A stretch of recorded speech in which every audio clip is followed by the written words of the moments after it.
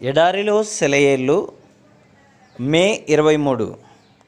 వారు ఎటు తోచకయుండిరి, శ్రమకు తాళలేక వారు యెహోవాకు మొరపెట్టిరి.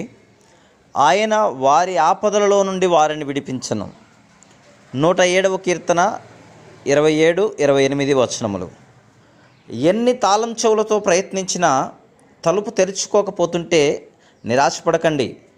తాళం చెవుల గుత్తిలోని ఆఖరి తాళం సరైన తాళమేమో.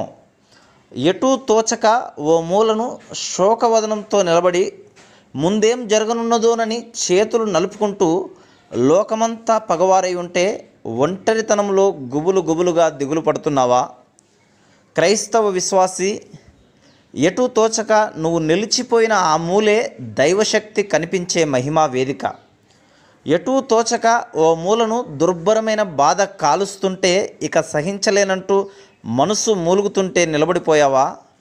ఎడతెరిపి లేని శ్రమ కృంగదీస్తుంటే కళ్ళు చీకట్లు కమ్మి ఒళ్ళు మొద్దుబారితే ఎటూ తోచక నువ్వు నిలిచిపోయిన ఆ మూలే క్రీస్తు ప్రేమ ప్రకాశించే మహిమా వేదిక.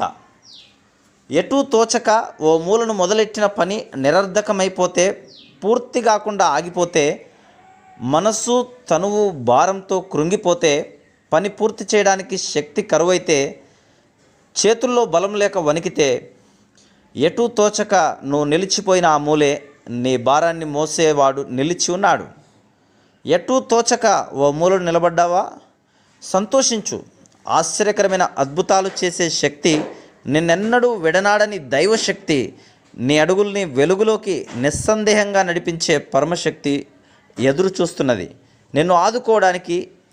ఎటూ తోచక నువ్వు నిలిచిపోయిన ఆ మూలే సమర్థుడైన దేవుడు నీకు తెలుస్తాడు. Praise the lord.